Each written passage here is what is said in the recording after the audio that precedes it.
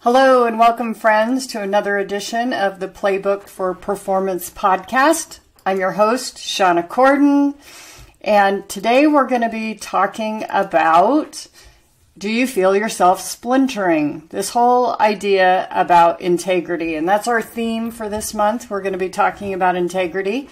Last month we were talking about spring cleaning and this idea of your personal boundaries, your standards, your values. And now that you've done all of that cleaning to make things tidy for yourself, are you noticing that there's some splintering going on?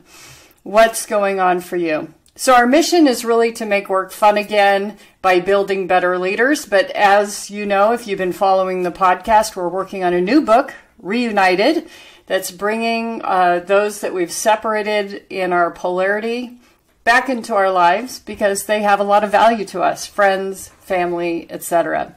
So the solution here about this idea of splintering is to try integrity, to reunite those parts and become whole. So what is integrity and what are we talking about when we say integrity? Well, first of all, it's not a moral compass. The idea of integrity is that something is intact, that it's strong, it really supports you, and that when things are not in integrity, you may feel them splintering off or shaving. If you've ever looked at an object that's in the wind, or like a movie that shows an airplane that's coming apart, you know, you can see that the rivets are coming off and then some of the siding is coming off, and pretty soon it disintegrates. And that's what can happen if we don't put ourselves back together and shed off the things that really don't belong to us, that don't support us, that are not in alignment with our values. So what else about integrity? What is it that makes us feel disconnected? So think about this idea about when you are with others, when you are reading material, watching something, and all of a sudden you notice your mind starts to wander. You're not really enjoying the process, the company, the film, whatever it might be. You really start to notice that you don't feel right. Sometimes people talk about it when they look at themselves in the mirror and they look into their eyes and they have this feeling that is, who am I? What is this about? Why do I not feel like myself? So if you can identify those things that don't align with you, those are probably things that are out of integrity. Now notice I'm not talking about right and wrong. I'm not talking about this moral compass. We've talked about this in the podcast before. But in the field of coaching, we do not talk about integrity as a moral compass of right and wrong. We think of that as character. Character is the actions that you take when no one's watching. And so what is that for you? And that's very different than integrity, where in integrity, we're saying that all of the decisions that you're making, whether it's the vocabulary you use, the movies you watch, the people you hang out with, all of those things add up to being in alignment with your values. So if you're hanging out with people that don't share your same values, that might be out of integrity for you. It may not be. It depends on which values and how many values and things like that. So that's what we're talking about when we talk about this integrity piece, not the moral compass. So what else about it? The other thing that's showing up in the research that we've done for the book Reunited is this concept about people keeping silent. This might be self-censoring in terms of the opinion of the crowd that's around you, that you don't share their opinion, but you don't want to speak up because you're not ready for an argument, you're not in the mood to convince anybody, you don't believe in convincing anybody, it's just what's true for you. So that might be another situation that you experience this integrity issue. It might be what's happening in your workplace. It might be choices that your peer group is making. But when you feel the need to stay silent, that's usually an indication about integrity. So what else? When we talk about integrity, we're talking about people, buildings, being able to withstand strong winds. So often when I talk about resilience, I'm talking about, think of yourself like a willow, not an oak. So what happens in really strong windstorms is that oaks may topple over completely, fully intact, or they may break off. Branches may break off, etc. But in strong winds, a willow, which is really flexible, stays rooted, but it bends with the force of the winds. And one of the things that we know in the research is that for organizations to succeed with change management, they have to have resilient people. So what builds employee resilience? Strong hygiene. We're not talking about deodorant and brushing your teeth. We're talking about good nutrition, strong sleep patterns, good sleep habits. We're talking about regular stress release through prayer, meditation, exercise, social support, things like that. And so it's even more important that that social support that you have, that you do feel like you can be in integrity with that group, that they're supportive of you, they have your back, they see you for who you are, they really understand you, they get you, you feel like these are my people. And so whenever we see these parts splinter because the friendship group no longer supports them, the church group, the social group, the professional group, the more we start to splinter because we're making ourselves smaller in order to conform to the group around us, and it makes the whole of the structure weaker.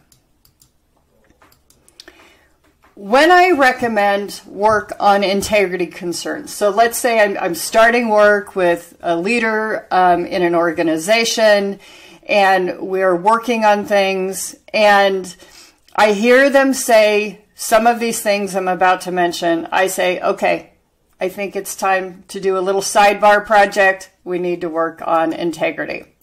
So one might be the confusion with the moral compass.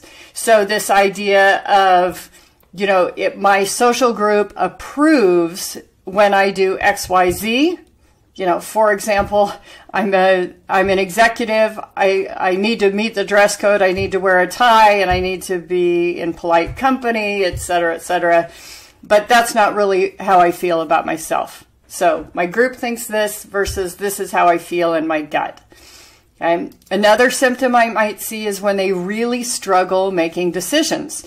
So for my clients, it might be same song, different verse. It's the exact same decision, but in a different group or a different sequence, but they still struggle. And I say, wait a minute, we've already made this decision. You know, why are you rethinking it or doubting your judgment before? Or why is this a hard decision to make? From my side of the table, it looks pretty obvious, but for them, not so much. And so when we're in integrity, it's pretty easy to say, values also helps quite a bit here.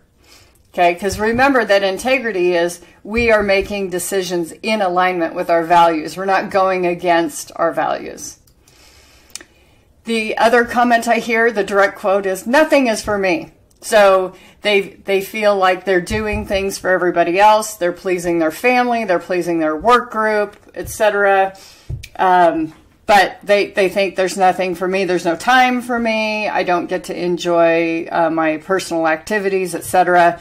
I have to say one of the most dissatisfying interview questions I ever asked anybody was a female owner of a winery. And she was a real pioneer in her space. And I asked her about her approach to work-life balance because I was getting unsatisfactory answers from people. All my senior VPs, executive VPs were saying, there's no balance, it's just all integrated. If I need to go to a recital during the day, I do that. If I need to work at night, I do that. My life and my work are seamless, it's all together. I was like, I don't think so. And I do believe that from a personality sense, we don't want to be one person at work and another person at home. But I didn't feel that way about the time, because I do think that people need to be able to shut down clearly and have thinking time and space away from the challenges of their workspace so that they get new, richer ideas. I also think that, spiritually, we don't see a lot of that in the workplace because we don't have the community around us that supports us. So, but her response was, when work is unhappy and home is unhappy, I feel like I'm in balance. I was like, that is awful. I can't imagine feeling that way all the time. But that was her way of balance. So it has stuck with me ever since. It's been probably 20 years since I asked her that question. The other symptom I see, regularly compromising. So at my worst as a parent, I remember I was driving my daughter down the road and she asked me, Mom, what does compromise mean? And I said, it's when two people want different things and nobody gets what they want. Probably my worst moment as a parent. I'm sure there's competition for that worst moment, but I remember thinking, oh my gosh, I've just set her up that compromise is, not a good thing. But when people see that they're regularly compromising on either their performance, their health, their relationships, their values, that's very concerning to me as a coach. The next would be, my values aren't here in this group. So it could be that you grew up with this group, you were friends with this group, but now you've outgrown the group. You've got higher standards now, and therefore what they're still happy with is no longer satisfying for you. I know that people have a lot of regret about this area, but that is part of growing.